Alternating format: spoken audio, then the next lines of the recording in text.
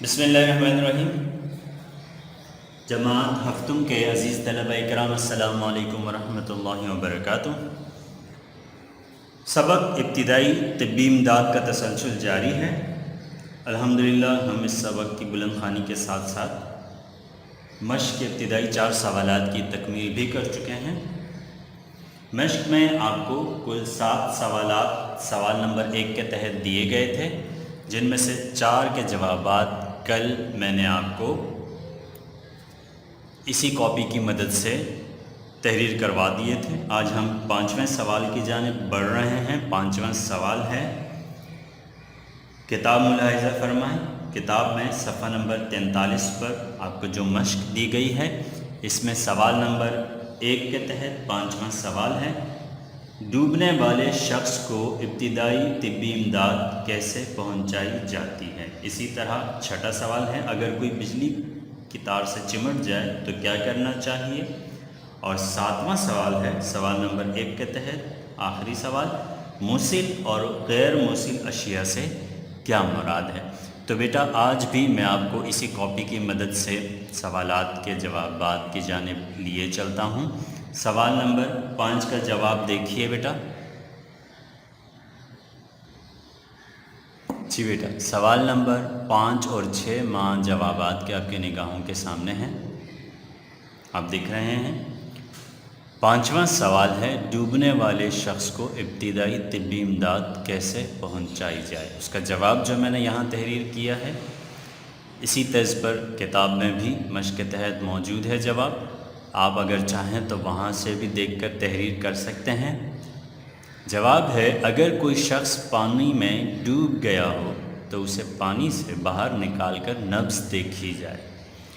ڈوبنے والے شخص کے پیٹ میں پانی بھر جاتا ہے، اسے بروقت نکالنا ضروری ہوتا ہے۔ اس مقصد کے لیے متاثرہ شخص کو الٹا لٹا کر اس کی پیٹھ کو دبانا مناسب رہتا ہے، یعنی پیٹ کے بل لٹا دیا جائے اور پیٹھ کو دبایا جائے، تو اس طرح پیٹ میں جو بھی پانی بھر گیا ہوگا وہ باہر نکل آئے گا اور سانس کی دشواری ختم ہو جائے گی۔ ٹھیک ہے، میں ایک دفعہ پھر دوہرا دوں، سوال نمبر 5 کا جواب، اگر کوئی شخص پانی میں ڈوب گیا ہو تو اسے پانی سے باہر نکال کر نبض دیکھی جائے۔ ڈوبنے والے شخص کے پیٹ میں پانی بھر جاتا ہے، اسے بروقت نکالنا ضروری ہوتا ہے۔ اس مقصد کے لیے متاثرہ شخص کو الٹا لٹا کر اس کی پیٹھ کو دبانا مناسب رہتا ہے۔ ٹھیک ہے، اس طرح سوال نمبر 5 کا جواب آپ نے اسی طرز پر تحریر کرنا ہے۔ سوال نمبر 6 دیکھیے بیٹا، مشق میں پہلے سوال کے تحت موجود ہے، اگر کوئی بجلی کی تار سے چمٹ جائے تو کیا کرنا چاہیے۔ اگر کوئی بجلی کی تار سے چمٹ جائے تو کیا کرنا چاہیے، اس کا جواب ہے، ایسی صورت میں سب سے پہلا کام یہ کرنا چاہیے کہ متاثرہ فرد کو بجلی کی تار یا مشین سے الگ کیا جائے، سوئچ کو بند کر کے پلگ نکال لیا جائے۔ بہتر ہے کہ مین سوئچ بند کر دیا جائے یا فیوز نکال لیا جائے۔ متاثرہ فرد کو ننگے ہاتھوں سے مت چھوئیں، کیونکہ اس کے جسم میں بجلی کا کرنٹ موجود ہوتا ہے۔ یہ کرنٹ چھونے والے شخص کے جسم میں منتقل ہو جاتا ہے۔ ٹھیک ہے، ایک دفعہ پھر جواب دہرا دوں، ایسی صورت میں، یعنی اگر کوئی بجلی کی تار سے چمٹ جائے تو ایسی صورت میں سب سے پہلا کام یہ کرنا چاہیے کہ متاثرہ فرد کو بجلی کی تار یا مشین سے الگ کیا جائے، سوئچ کو بند کر کے پلگ نکال لیا جائے۔ بہتر یہ ہے کہ مین سوئچ بند کر دیا جائے یا فیوز نکال لیا جائے۔ متاثرہ فرد کو ننگے ہاتھوں سے مت چھوئیں، کیونکہ اس کے جسم میں بجلی کا کرنٹ موجود ہوتا ہے۔ یہ کرنٹ چھونے والے شخص کے جسم میں منتقل ہو جاتا ہے۔ ٹھیک ہے، اس طرح سوال نمبر 5 اور 6 کے جوابات آپ نے ملاحظہ فرمائے۔ سوال نمبر 7 کی جانب بڑھتے ہیں۔ سوال نمبر 7 ہے، موصل اور غیر موصل اشیاء سے کیا مراد ہے۔ اس کا جواب میں نے یہاں آپ کے لیے تحریر کیا ہے بیٹا، دیکھ لیجئے سوال نمبر 7 کے تحت۔ ٹھیک ہے، میں نے موصل اشیاء کی تعریف اور پھر ان اشیاء کا ذکر الگ سے کیا ہے، اور غیر موصل اشیاء کی تعریف اور ان اشیاء کو الگ تحریر کیا ہے۔ آپ بھی اسی طرز پر تحریر کریں تاکہ خوب واضح ہو۔ ٹھیک ہے، موصل اشیاء ایسی چیزیں جن میں سے بجلی کا کرنٹ گزر سکے، ٹھیک ہے، مثلا لوہا، سٹیل، گیلی لکڑی وغیرہ، ٹھیک ہے، کہ وہ چیزیں ہیں جن میں سے بجلی کا کرنٹ گزر سکتا ہے، ٹھیک ہے۔ اگر کوئی اس طرح کی چیزوں کو چھوتا ہے تو وہ بھی بجلی سے متاثر ہو سکتا ہے۔ غیر موصل اشیاء ایسی چیزیں جن میں سے بجلی کا کرنٹ نہ گزر سکے۔ غیر موصل اشیاء ان کو کہا جاتا ہے جن میں سے بجلی کا کرنٹ نہیں گزر سکتا۔ وہ چیزیں کیا ہیں؟ مثلا لکڑی، کاغذ، پلاسٹک وغیرہ، ٹھیک ہے، یہ وہ چیزیں ہیں جن میں سے بجلی کا کرنٹ نہیں گزر سکتا، اس لیے ان کو غیر موصل اشیاء کہا جاتا ہے۔ اس طرح بیٹا سوال نمبر 1 کے تحت دیے گئے 5 سوالات کے جوابات آپ نے ملاحظہ فرما لیے۔ 4 سوالات کے جوابات کل کی ویڈیو میں آپ کو بتائے گئے تھے، 3 سوالات کے جوابات آج کی ویڈیو میں آپ کو بتائے گئے ہیں، ٹھیک ہے۔ آپ چاہیں تو کاپی سے دیکھ کر بھی تحریر کر سکتے ہیں، اور تقریباً اس طرز پر ہی کتاب میں بھی جوابات موجود ہیں، اب وہاں سے بھی دیکھ کر تحریر کر سکتے ہیں۔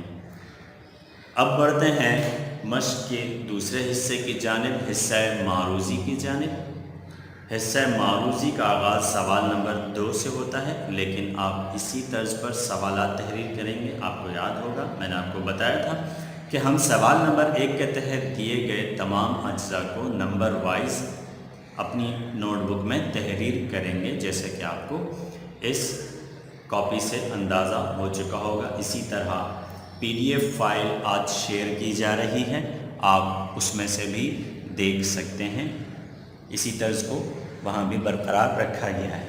سوال نمبر 2 کے لیے میں آپ کو کتاب کی جانب لیے چلتا ہوں۔ کتاب آپ کے پاس موجود ہوگی، سامنے رکھیے بیٹا۔ کتاب کا صفحہ نمبر 43، کتاب کا صفحہ نمبر 43 ملاحظہ فرمائیں، شاباش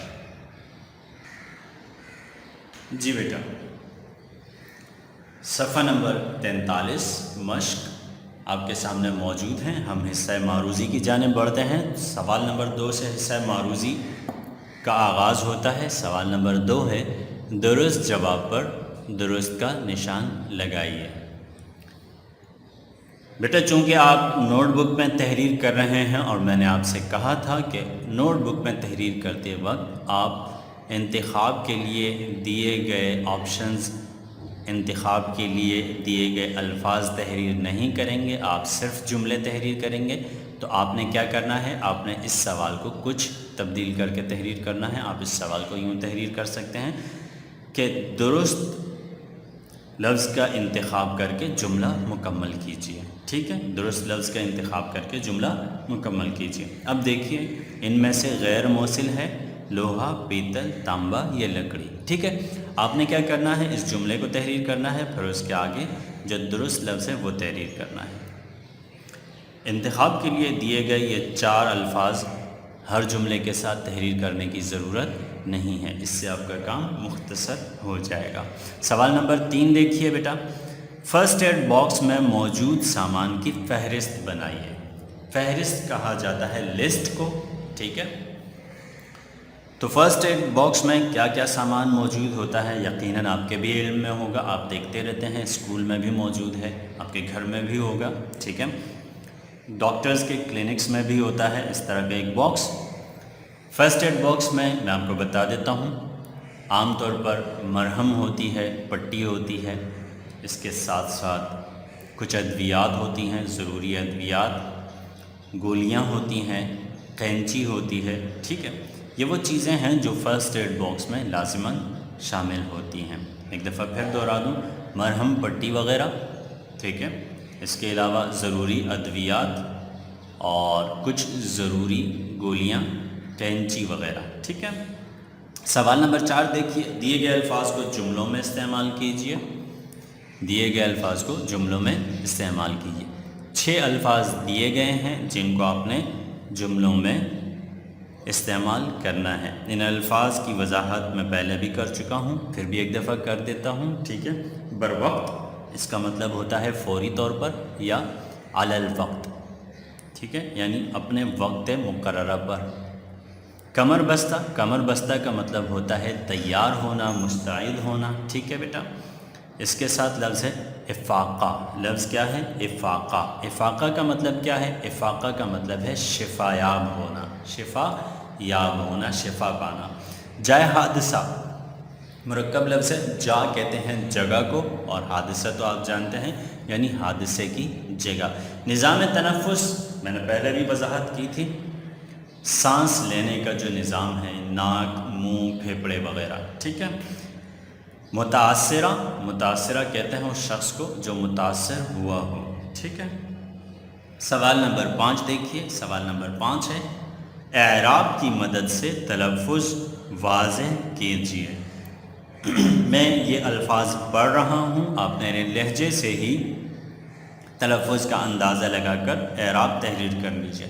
سب سے پہلا لفظ ہے مستعد، مستعد، ٹھیک ہے بیٹا، مستعد۔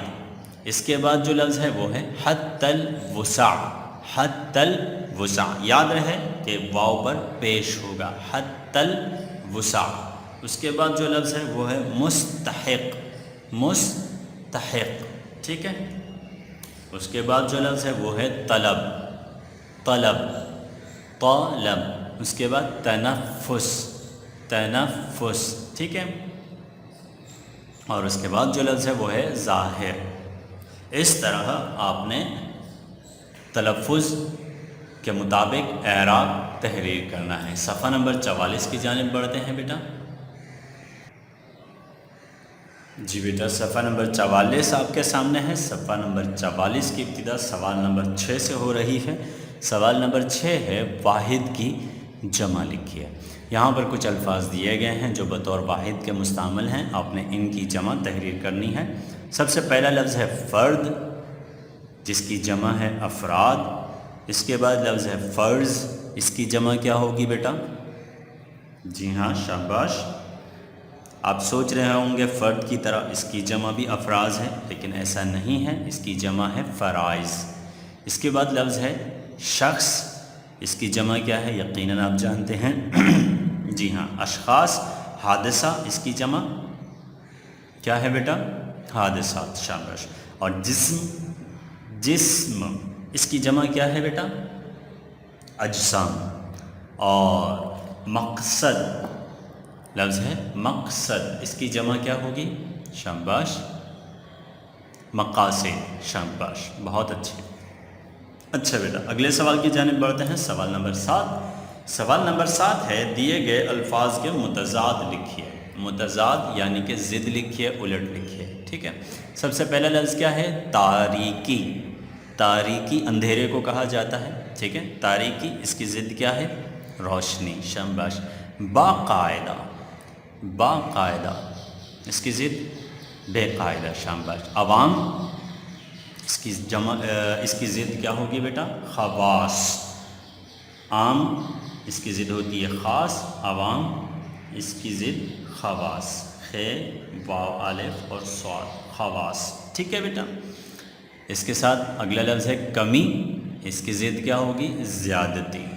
دھوپ، چھاؤں، شاباش۔ ٹھنڈا، تو اس کی ضد ہوگی گرم۔ اچھا بیٹا، اب بڑھتے ہیں سوال نمبر 8 کے جانب۔ سوال نمبر 8 دیکھیے بیٹا کیا ہے؟ سوال نمبر 8 ہے نادیدہ عبارت۔ نادیدہ عبارت یعنی کہ نہ دیکھی ہوئی عبارت۔ اسی عبارت کو اندیکھی عبارت بھی کہا جاتا ہے۔ ایسی عبارت جو پہلے آپ نے نہیں دیکھی، اس کے بارے میں آپ تحریر کر رہے ہیں۔ آپ یقیناً اس طرز سے واقف ہوں گے، امتحانات میں اس طرز کا ایک سوال بھی شامل رہتا ہے۔ پریپ کلاس سے لے کر اب تک مسلسل ہر سال آپ کو اس طرح کے سوالات کی مشق کروائی جاتی ہے۔ یہاں بھی اسی طرز پر آپ کو ایک عبارت دی گئی ہے، اس عبارت میں سے ہی کچھ سوالات منتخب کیے گئے ہیں جن کے جوابات عبارت میں ہی موجود ہیں اس وقت، ٹھیک ہے۔ آپ نے یہ عبارت غور سے پڑھنی ہے، اور پھر اس کے تحت جو نیچے سوالات دیے گئے ہیں 5 سوالات، ٹھیک ہے، آپ نے ان کے جوابات تلاش کر کے تحریر کرنے ہیں۔ تحریر کرنے کا طرز میں آپ کو بتا دیتا ہوں بیٹا۔ آپ یہ عبارت اپنی کاپی میں تحریر نہیں کریں گے، آپ یہ عبارت اپنی کاپی میں تحریر نہیں کریں گے، آپ محض دیے گئے یہ 5 سوالات اپنی کاپی میں تحریر کریں گے، ٹھیک ہے۔ 5 سوالات تحریر کریں گے اور ہر سوال کے ساتھ اس کا جواب بھی تحریر کریں گے عبارت میں سے دیکھ کر، ٹھیک ہے۔